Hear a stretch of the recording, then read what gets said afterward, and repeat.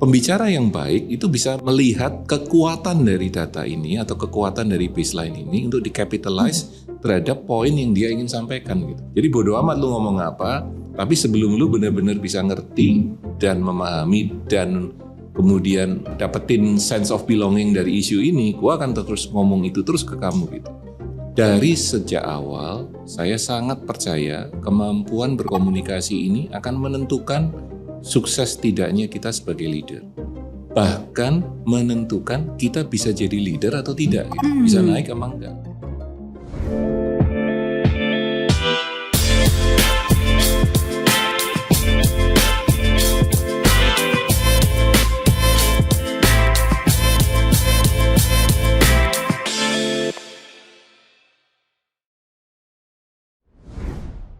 Hai Young Leaders, kembali lagi di podcast Leaders Playbook bersama saya Poni di YouTube channel Helios Informatika Nusantara. Hari ini kita sudah memasuki episode ketiga.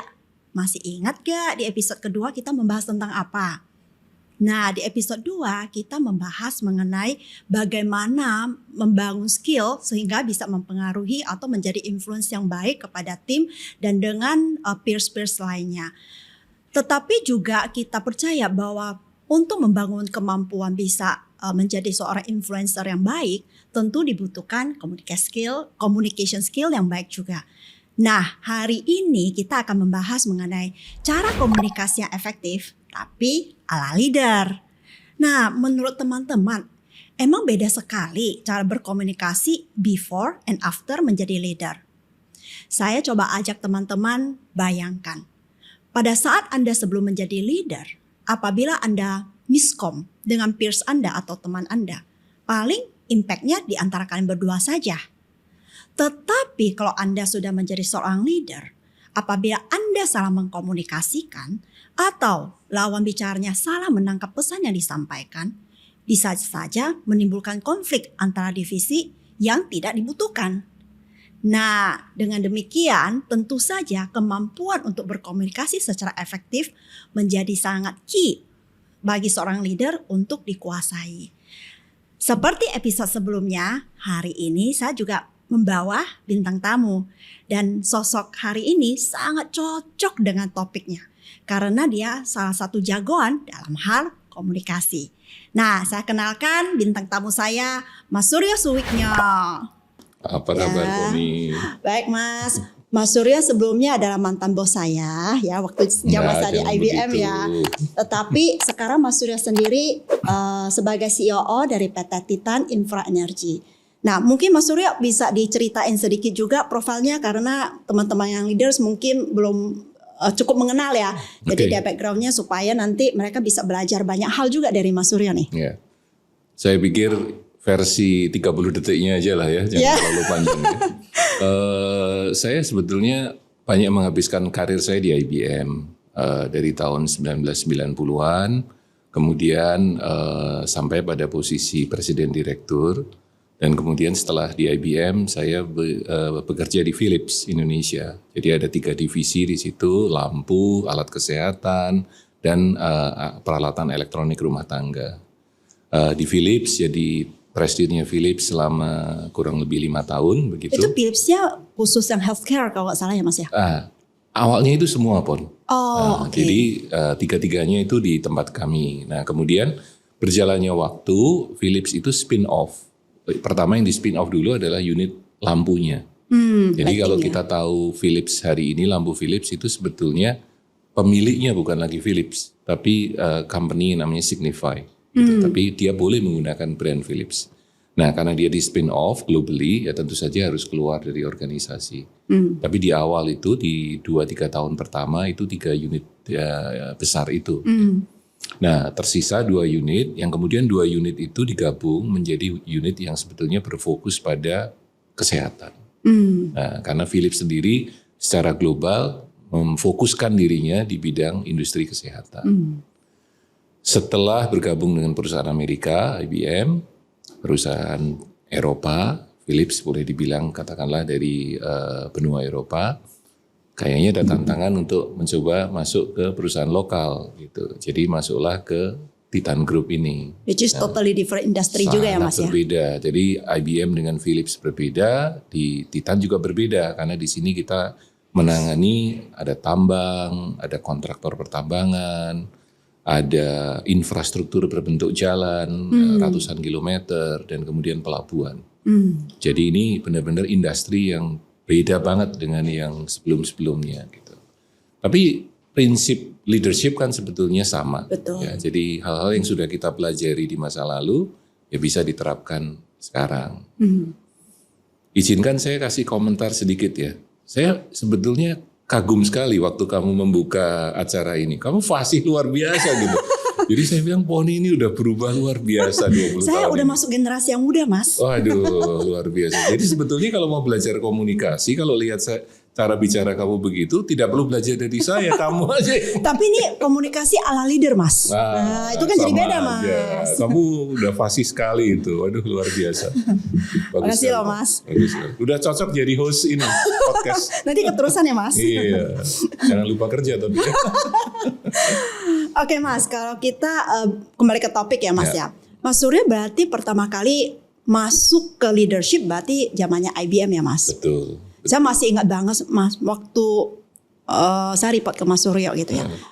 Mas Suryo kan tipe leader yang bisa dibilang tegas ya Mas. Mungkin beda tipis dengan galak Mas. Tetapi kalau Mas Suryo itu menyampaikan sesuatu apalagi kalau di acara yang serius aja nih, quarterly business update gitu ya.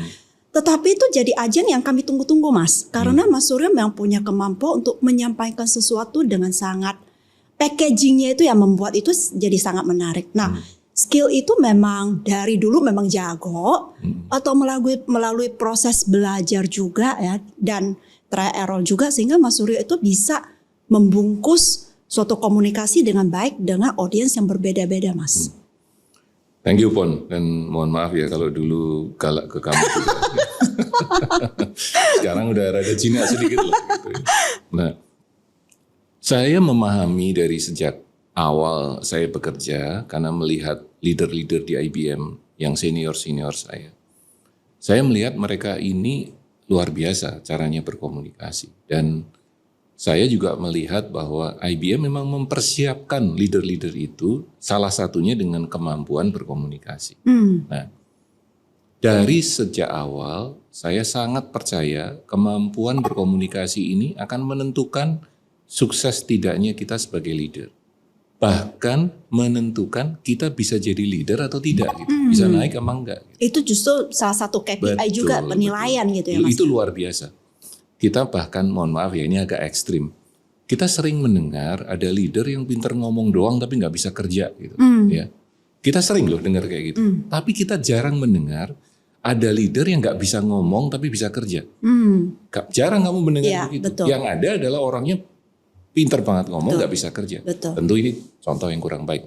Tapi ini membuktikan bahwa kemampuan kita berkomunikasi itu menentukan potensi kita untuk bagaimana dia bisa advance lagi di dalam karirnya ya. Nah, kita harus menyadari itu dulu gitu, bahwa ini sangat penting. Kalau kita tidak menyadari ini penting, ya kita cenderung ignorant gitu kan. Ya udah ini sesuatu yang secondary lah atau tertiary, nggak perlu saya terlalu pedulikan. Gitu.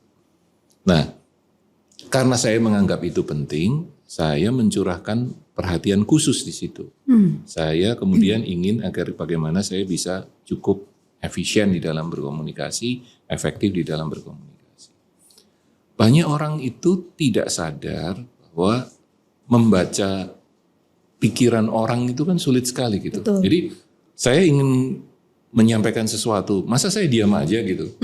Kita expect lawan bicara kita seperti Deddy Corbuzier yang melihat dan kemudian, wow ini kamu begini-begini. Atau seorang psikolog yang kemudian mencoba menjabarkan ini analisanya begini. Nggak bisa. Kita baru bisa efektif membuat orang lain itu percaya atau mau melakukan ekspektasi kita bila kita bisa berkomunikasi dengan baik. Gitu. Berkomunikasi dengan baik aja orangnya belum tentu mau kok diajak melakukan sesuatu atau diminta melakukan sesuatu. Mana ada salesman yang jago gak bisa ngomong gitu. Yeah. Nah, Itu kan jadi kita melihat ini bagian dari sesuatu yang penting. Nah, balik lagi, kalau kita sudah menganggap itu sesuatu yang penting, terus kita mencurahkan perhatian, terus kita mulai belajar dan berlatih. Nah, ini kata yang terakhir ini jadi penting sekali gitu. Karena banyak orang yang kemudian mau mulai aja males. Gitu. Takut kali Mas. Takut, kadang nggak pede. Iya, betul. Orang tuh kadang keliru ya. Communication itu tidak selalu berarti public speaking. Jadi orang ada di seminar besar atau di dalam forum yang cukup banyak orangnya, 100 orang, terus kemudian dia ngomong. Nah, itu requiring another skill sih sebetulnya. Nah, jadi communication bisa, kita lagi begini ini ngomong, ya kan? Ya, tidak perlu di dalam podcast lah ya. Di apapun itu, di antara mungkin secara informal kita dengan tim kita aja deh Mas. Betul. Itu pun butuh communication yang beda kalau kita posisinya sebagai seorang leader gitu ya Mas. Betul sekali. Jadi jangan dianggap ini sama dengan public speaking. Sehingga kata-kata confidence-nya ini itu kadang-kadang juga kita terlalu memblow up itu ya. Oke, saya nggak pede nih. Kalau ngomong sama teman kerja sendiri di kantin, masa nggak pede gitu. Tapi terus pertanyaan baliknya, terus pentingnya apa ngomong itu gitu. Nah, jadi katakanlah kamu adalah, jangan ngomongin eksekutif deh, tim leader aja deh. Ya. Si A ini tim leader, anggotanya ada 3 gitu. Pada satu titik si A ini ingin mengajak 3 orang ini untuk melakukan sesuatu gitu kan, untuk selling satu ideas gitu. Dia kan harus bisa meyakinkan 3 orang ini. Betul. Dia bisa saja jadi authoritarian gitu ya, jadi dibilang pokoknya begini, titik. Gitu. Nah, apakah ini baik? Ya mungkin kurang baik kan, karena jadi itu sifatnya cuma one way, instruction aja gitu. Tapi kalau dia komunikasinya bagus, dia bisa menjelaskan latar belakangnya, dia bisa menjelaskan kenapa kita harus demikian. Dan kemudian dia bisa menjelaskan apabila kita berhasil melakukan itu maka, sehingga dengan demikian orang-orang ini bisa di-convince dengan lebih mudah untuk mengikuti ekspektasi yang dia inginkan. Nah, dari kelompok yang kecil atau kadang-kadang justru hanya one on one saja, itu kan kemudian bisa meluas. 1 lawan 2, 1 lawan 3 dan seterusnya. Sampai pada satu saat audiensnya menjadi lebih besar lagi. Ya. Gitu. Nah, ini yang menurut saya orang mesti punya keyakinan dulu bahwa ini sesuatu yang penting. Gitu. Untuk kemudian dia mau. Awareness-nya harus ada dulu ya. Nah, di dalam proses belajarnya Mas, apakah memang Mas Suryo kayak mencari referensi, ini tokoh yang saya belajar gaya bicaranya, atau memang ada certain training atau apa sehingga ya proses belajar itu juga nggak asal gitu loh Mas. Karena kalau mungkin yang memang pada dasarnya jago ngomong, mungkin dia cukup memikirkan secara selektif apa yang perlu dia mau ngomongnya atau enggak. Tapi kalau dapat typical leader, terutama technical leader gitu ya Mas, yang memang background leader, mungkin untuk ngomong aja itu buat dia itu suatu momok tersendiri Mas. Itu PR banget Mas. Betul. Gini, saya nggak punya favorite speakers yang selalu saya jadikan acuan. Saya nggak punya begitu. Tapi saya mencoba belajar dari setiap pembicara atau lagi ngomong, even dengan kamu pun, tadi saya perhatikan, wah kamu ini bisa begini ya, bisa begitu ya. Gitu. Nah, kemudian saya ambil apa yang menurut saya baik, yang buat saya bisa belajar dari situ. Saya berikan contoh yang barangkali kamu masih ingat ya. Kita dulu sama-sama pernah punya leader namanya Ibu Betty. Gitu. Iya. Nah, Ibu Betty itu kuat sekali di data. Ya betul. Dia setiap kali itu kan selalu datang dengan data gitu. Nah, saya belajar juga dari situ. Oh, data ini jadi penting ya, karena data yang akurat, yang bagus, yang bersih itu mirip dengan fakta yang tidak terbantahkan, ya kan? Jadi kalau kamu udah mulai dengan itu dulu, kamu akan sulit atau bukan? Kamu kan lebih mudah meyakinkan orang karena baseline-nya ada gitu, datanya ada gitu. Nah, pembicara yang baik itu bisa melihat kekuatan dari data ini atau kekuatan dari baseline ini untuk di-capitalize terhadap poin yang dia ingin sampaikan gitu. Nah, misalnya itu saya belajar dari dia. Nah, hal-hal lain mungkin bisa diambil dari speaker-speaker yang lain.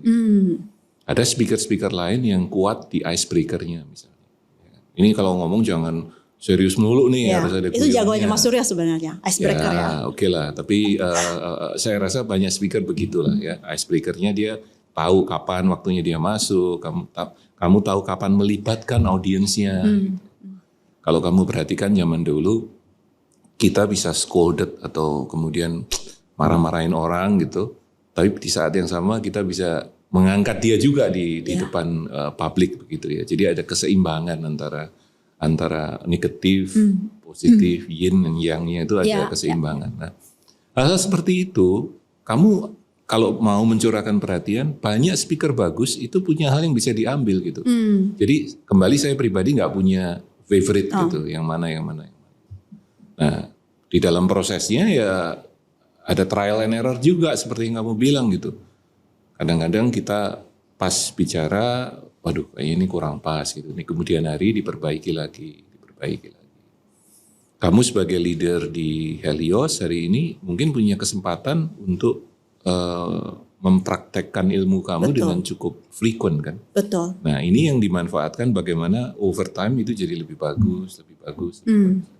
Kalau nggak diasah itu bukannya akan stay loh, itu kemampuan itu akan turun. Nanti pada gini misalnya gini, kamu jadi tiba-tiba jadi ibu rumah tangga deh misalnya gitu ya. Aku nggak kebayang sih, tapi kamu jadi ibu rumah tangga 2 tahun gitu. Terus tiba-tiba kamu masuk disuruh ini lagi, public speaking lagi. Wah itu kamu bisa berantakan tuh, ya kan. Nah, tapi kalau kamu udah biasa, ini podcast yang ketiga, keempat gitu. Nanti di podcast ke-8, ini sekarang aja saya lihat kamu udah kayak air begitu ngomongnya, ya kan.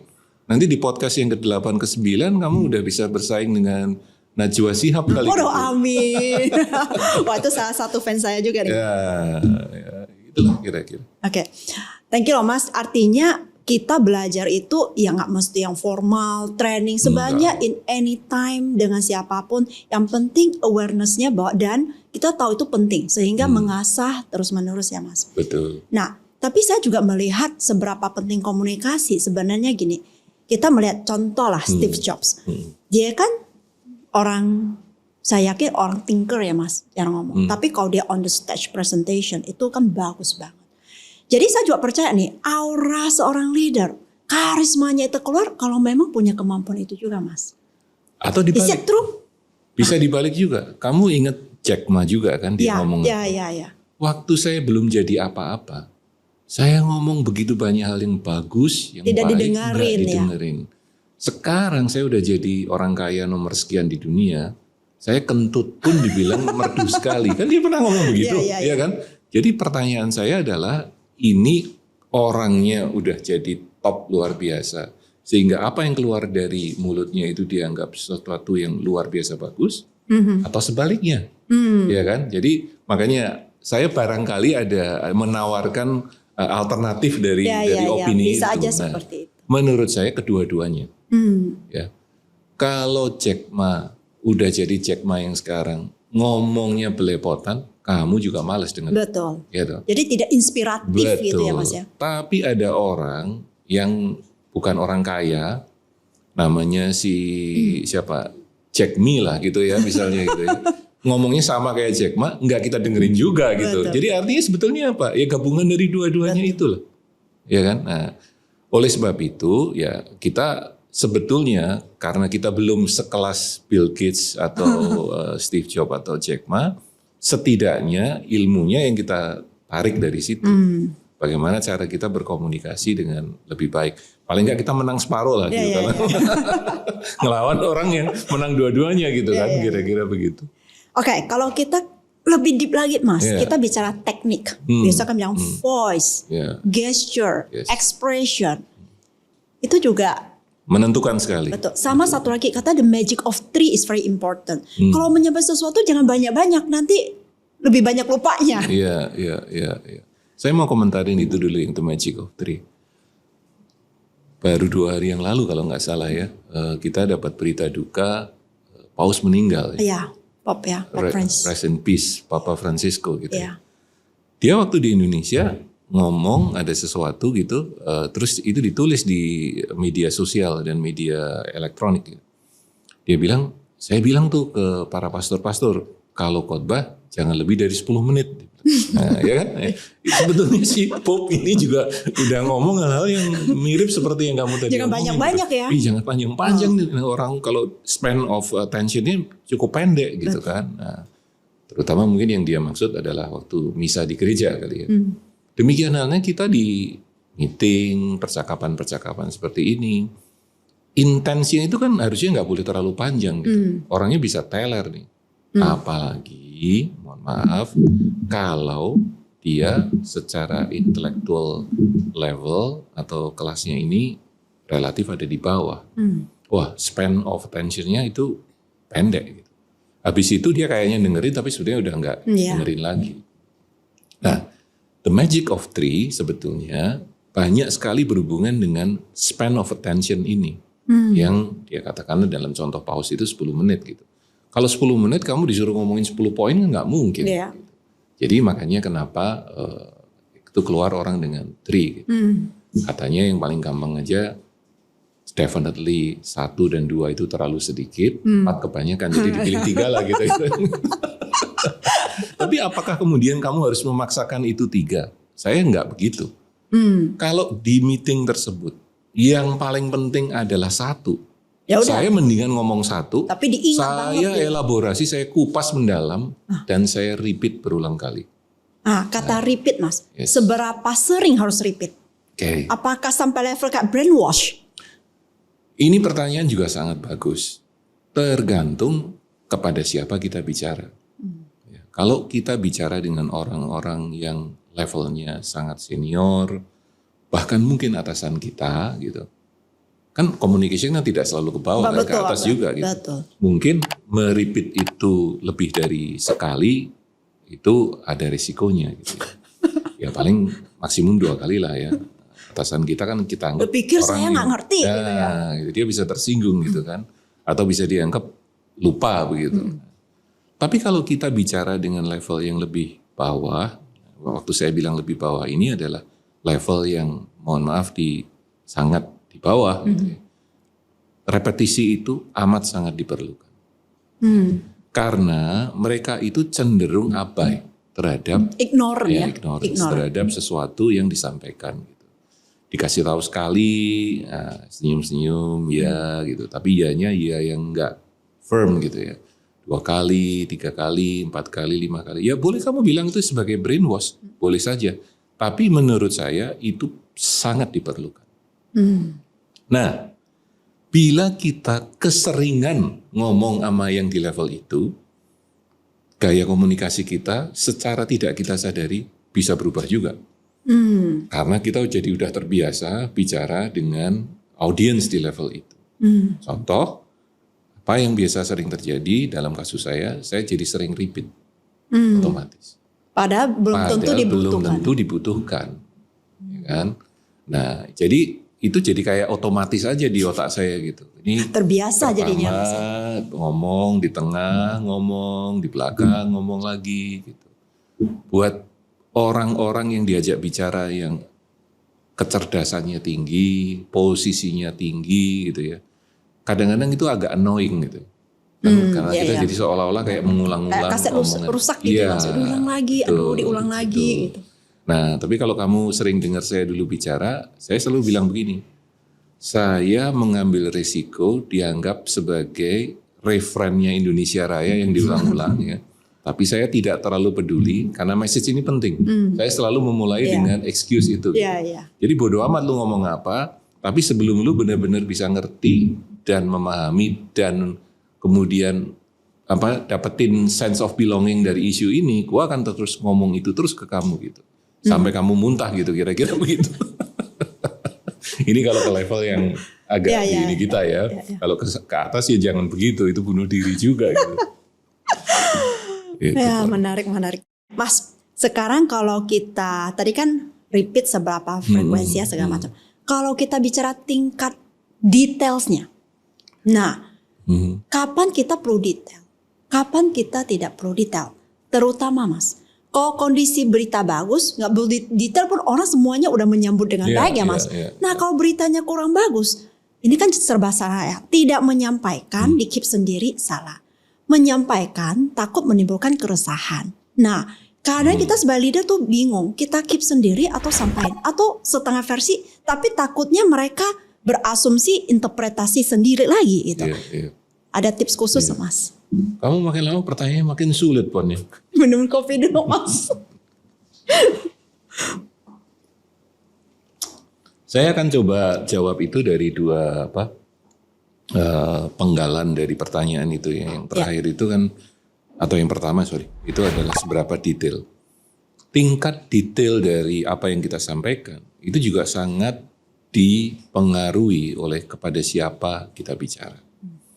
Kalau kita bicara kepada kembali level yang rendah, detail yang berlebihan itu akan mengaburkan message-nya. Jadi dia malah bingung, ini sebenarnya orang mau ngomong apa sih gitu, karena terlalu banyak detailnya gitu. Saya kasih contoh kamu bahwa 2 minggu yang lalu saya barusan kembali dari salah satu site saya gitu. Itu adanya di tambang ya, saya tambang. Tambang dan infrastruktur. Dan kita bicara dengan cukup banyak orang di sana, jadi di berbagai level gitu. Nah, kalau kita bicara dengan level-level yang cukup di bawah, gitu, karena mereka semua ada yang kita undang juga untuk itu, maka penjelasannya harus dibuat sesederhana mungkin. Dan ini tidak perlu ada detail yang berlebihan. Gitu. Nah, karena sekarang topik utamanya adalah perang tarif yang dimulai oleh Trump, maka saya mencoba menjelaskan kepada mereka ini sebetulnya binatang apa perang tarif, dampaknya ke Indonesia bagaimana, habis itu dampaknya ke perusahaan kita bagaimana. Kan dampaknya bisa beda-beda nih. Betul. Nah, jadi waktu itu saya mencoba mencari cara yang paling efektif. Kalau kita bicara mengenai trade deficit neraca perdagangan, aduh, saya udah kebayang ya ini teman-teman ini diceritain trade deficit paham apa enggak gitu ya. Nah, jadi perlu dicari cara-cara yang sederhana gitu untuk menjelaskan bagaimana trade deficit itu terjadi. Gitu. Pakai cara yang ini aja, yang sangat common sense saja gitu. Saya beli dari kamu 100 setiap tahun, kamu cuma beli dari saya 20. Lama-lama kamu nombok dong gitu. Yang kayak gitu-gitulah ya.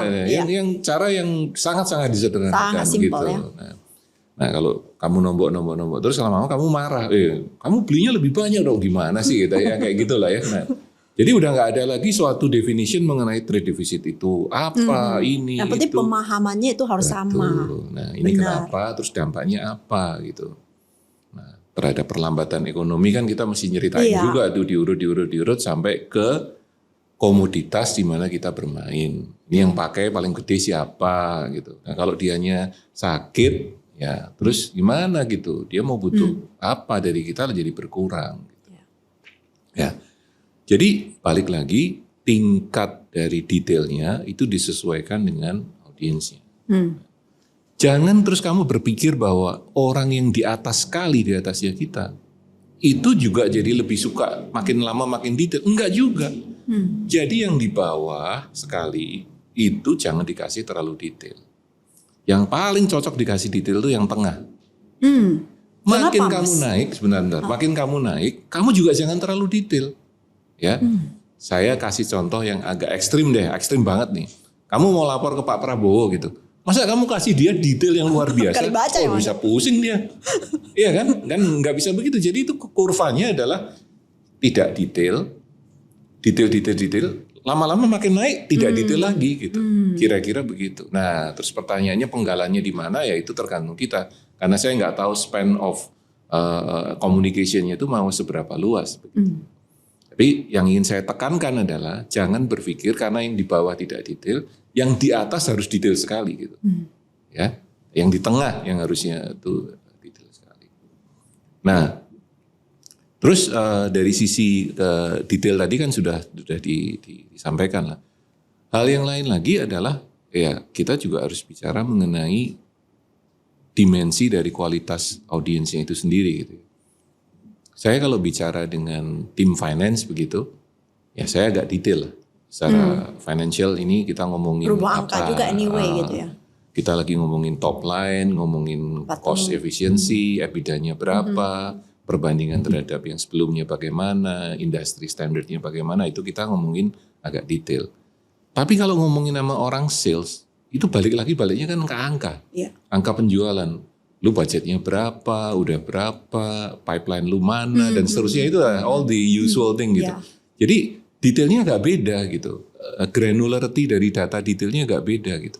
Ngomong sama orang sales itu sebetulnya, in the end itu kan cuman pipeline lu mana, terhadap budget kayak apa, terus lu komitnya berapa gitu. Terus nanti kita lihat dari masa lalu dia seberapa committed terhadap dia delivery dari apa yang dia janjikan gitu. Nah, communication-nya kan sebetulnya agak terbatas di situ. Ya, kecuali kita lagi ngomongin sales strategy gitu. Tapi kita lagi ngomongin kalau dalam kasus Helios kan ada agak terbatas. Nah, jadi balik lagi desain dari communication-nya mesti dilihat ini mau ngomong apa gitu, kepada siapa gitu. Nah, nggak bisa juga kita menerapkan ini sama kepada semua orang ya. Akan repot itu urusannya gitu. Jadi gaya komunikasinya juga agak beda-beda kan. Yeah. Ke bawah mungkin kita lebih ke sedikit otoritatif gitu ya. Dan biasanya orang yang di bawah kan nggak banyak ngelawan juga. Kalau makin ke tengah kita udah mulai ngomongin agak diskusi lebih lanjut. Lebih merangkul. Lebih ke peers gitu. Ke atas kita kan mau mencoba meyakinkan dia agar yang di atas itu bergerak sesuai dengan apa yang kita inginkan dan kita butuh support dari mereka. Nah, itu beda lagi kan caranya. Betul. Gak bisa disamain tuh dari ujung ke ujung. Tadi frekuensi udah, lalu details udah. Satu lagi ya Mas. Apa itu? Emotional control. Oh iya, sorry saya kelupaan menjawab. Kamu tadi bilang ngomongnya buka-bukaan apa enggak? Ya, gitu. betul. Itu saya seberapa transparan, seberapa transparan. Tadi saya lupa menjawab itu. Nah, begini. Kalau kita mau menentukan masalah transparansi, kita cek dulu subjeknya apa. Misalnya subjeknya adalah penjualan lagi turun banyak nih Mas. Misalnya gini, sorry aku potong dulu sedikit. Misalnya subjeknya perang dagang gitu. Oke. Menurut saya kalau subjeknya itu, kamu full transparansi aja. Nggak dengar dari kamu, dia dengar dari luar kok, gitu ya. Terus untuk apa ditutup-tutupin gitu. Yang kayak gitu. Nah, tapi kalau misalnya ini dikaitkan dengan penjualan turun gitu. Nah, penjualan turun oke, mau disampaikan kalau saya bilang ya, kalau tergantung juga kan turunnya berapa persen gitu. If you're talking about 10, 20, 25%, disampaikan aja apa adanya. Tapi kalau turunnya itu udah di level yang agak fatal gitu ya, jadi turunnya 85%. Udah bisa kritikal gitu ya. Terus kamu udah mulai berpikir bahwa sebentar lagi saya akan melakukan resource action, ngurangin orang misalnya. Nah itu kamu harus lebih hati-hati. Nah balik lagi, audiensnya siapa? Kalau kamu jadi presidir di perusahaan ini, kamu lagi ngomong sama para direktur, harapan saya direkturnya ini kan orang-orang yang mature nih, orang yang dewasa, yang bisa memahami dan mengerti situasi dan bisa diajak diskusi. Kepada mereka saya sarankan ya transparan saja. Tapi kalau kamu ngomong sama level yang bawah, kamu khawatir dia tiba-tiba nanti malah pada shopping around job di luar gitu kan, terus lah keluar dan seterusnya, ya kamu mesti filter itu. Kamu bisa saja mengatakan bahwa kita experiencing turbulent gini-gini, penjualannya turun banyak, nggak usah ngomong persentasenya apa, ya kan? Message-nya harus sampai, jangan ditutup-tutupin, detailnya yang kamu refrain untuk kasih. Jadi kamu telling the truth, but not the whole truth. Gitu. Nah itu juga ada ilmunya itu, ya kan? Jangan bohong, tapi jangan semua dikasih. Gitu. Ya. Biasanya laki-laki lebih pintar. By nature ya Mas. Itu dia. Oke, berarti kita lanjut lagi emosional Mas. Ya. Kadar emosional kadang kan ada yang kalau kita penekanannya tidak terlalu kenceng kan kayaknya juga nggak dianggap serius ya Mas. Tapi ada juga yang kalau terlalu kencang get hurt duluan gitu. Nah, offended lah ya. Yes. Aduh, saya minta maaf juga kalau ini kedengarannya jadi perulangan juga ya. Itu juga tergantung dengan siapa kita bicara. Tapi is okay pada saat kita memberikan tone yang kayak I'm not happy gitu ya. Penting sekali. Bahkan kadang-kadang teatrikalnya itu kalau perlu di set up dari depan gitu. kalau perlu gitu ya. Jadi kan ada leader tertentu yang kadang gebrak meja gitu kan ya. Kan Zaman sekarang gebrak meja udah enggak kali Mas. pencitraan di Instagram, wah itu loh begitu marah-marah gitu kan. Nah itu kan salah satu bagian dari upaya, ini bukan pencitraan tapi untuk memberikan komunikasinya lebih mengena begitu ya lebih. Nah saya melihat bahwa di tempat kita itu memang sayangnya ya, banyak message yang lebih masuk bila disertai dengan marah itu tadi. Nah, supaya kita ada sedikit contoh lah ya gitu. Poni mungkin masih kecil sekali. Dulu sempat ada maskapai penerbangan sudah tutup sekarang namanya Sempati Air. Oh saya tahu, tapi zaman itu nggak pernah naik, tapi dengar. Pasti masih kecil sekali lah. Sempati Air itu datang dengan suatu program. Kamu nggak perlu beli tiket, ya. Pokoknya kamu 2 jam sebelumnya ada di airport, kamu saya jamin bisa terbang. Oh. Ya, jadi pasti tersedia. Nah, pasti tersedia. Ya, saya rasa dia melakukan itu karena di awal-awal itu kan sepi. Ya kan? Nah, tapi program itu backfire ke dia pada waktu penumpangnya mulai banyak. Nah, jadi ini kasus ini terjadi benar-benar nih, bukan di karang-karang begitu. Jadi ada satu case di mana antriannya panjang, semua kan berpikir pokoknya kan 2 jam sebelumnya lo janji dapat, gitu kan. Nah, ternyata tidak seperti itu. Karena ya bagaimanapun juga seat itu kan terbatas kan, nggak mungkin semua diakomodasi pada saat yang sama. Nah, kemudian terjadilah keributan. Ada satu orang yang mengatakan, ini orang tua saya wafat. Aku mesti terbang, tolong kamu bantu. Tapi orang ini santun lah ngomongnya gitu, dengan nada yang sangat terjaga. Nah, ada satu orang lagi, dia nggak tahu perlunya apa, pokoknya orang ini marah-marah, gebrak-gebrak meja, ngancam-ngancam dan seterusnya. Menarik untuk dilihat, akhirnya yang dapat seat itu adalah orang yang marah-marah itu. Jadi artinya apa? Orang yang diajak berkomunikasi itu lebih responsif terhadap orang-orang ini. Karena apa? Dia merasa dirinya terancam. Ya. Nah, kita bisa berdebat sampai besok pagi. Ini baik atau tidak baik, ya. Tapi kita tidak bisa berdebat satu hal, itu efektif. Ya, benar nggak? Ya, baik atau tidak baik, saya lagi nggak berdebat mengenai itu. Kalau sekarang bukan efektif, Mas, bisa viral, Mas. Nah, ya itu juga salah satu risiko yang harus diambil. Tapi itu fakta, itu jadi efektif. Nah, kalau kita bilang ke teman-teman kita ya di kantor baik-baik gitu ya, kalau kita dianggap orang yang terlalu baik, itu juga masalah juga, Pon.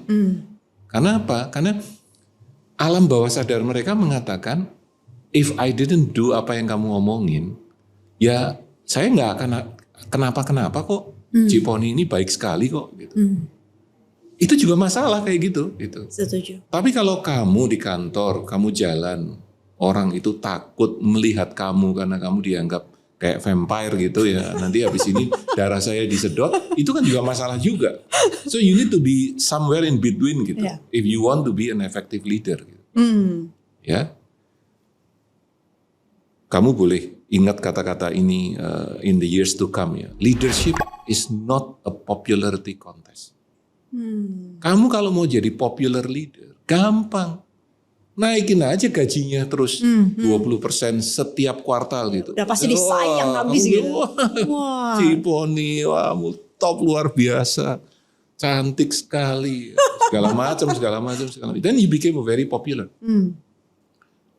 Pertanyaannya, is it a good leader? Ya kan?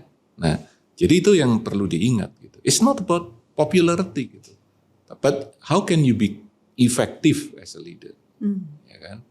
Nah, saya tidak mencoba untuk mendefend diri saya. Oleh sebab itu, kenapa saya jadi begini? Enggak. Saya juga nggak bisa mengatakan bahwa I'm a good leader. Gitu ya. It's not for me to say that. Tapi lebih ke arah, orang mesti memikirkan jadi leader itu sering sekali harus mengambil keputusan-keputusan yang sulit. Gitu. Dan keputusan sulit kan nggak selalu benar dong. Namanya juga sulit kok. Kadang benar, kadang keliru gitu. Nah, ya dia gimana caranya mengkomunikasikan segala sesuatu dengan clear, dengan baik, dan mampu mengajak orang yang berkomunikasi ini untuk memenuhi ekspektasi dia. ya kan? Itu. Nah sekarang balik lagi ke arah emosi, ya tergantung ini topiknya lagi ngomongin apa. Terus ini lagi kebangetan apa nggak kebangetan gitu. Kalau kebangetan ya kadang-kadang kita mesti bilang, yang benar aja loh gitu kan. Kira-kira kan ada begitunya juga. Nadanya mesti naik juga dong setidaknya. Masa kita lagi mau marah gitu ya. Tapi pakai senyum. Iya, kita senyum terus ya nggak apa-apa saya Mas ingat nggak gaya dulu? Gitu. Ya bisa begitu kan. Gaya ngasah. Saya pernah cerita ini ke teman-teman waktu di IBM ya. Mungkin kamu masih ingat cerita ini. Sometimes kalau kita mau melakukan itu, ingat ceritanya Sun Tzu, The Art of War. Gitu kan. Dia bilang, in this case dia lagi mau menaklukkan sekawanan kera gitu kan, monyet gitu. Jadi monyetnya dikumpulin dalam satu lingkaran, ada 100 monyet gitu. Terus dia ambil yang paling nakal satu di tengah, kepalanya gitu. Ya kan, jeret. Gitu.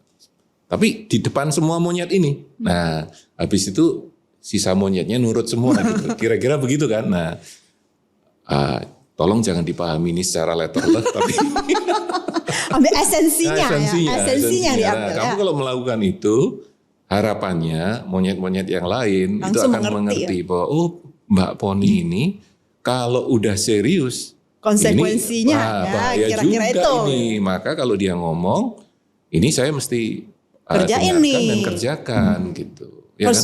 Kalau nggak ada begitu-begituan, ini monyet nakal sama monyet nurut itu sama aja tuh kayaknya. Ya, betul. Ini kan masalah juga gitu. Betul. Yang itu pasti nular lah. Ya. Sebentar lagi semua nakal semua itu jadinya gitu, kira-kira begitu.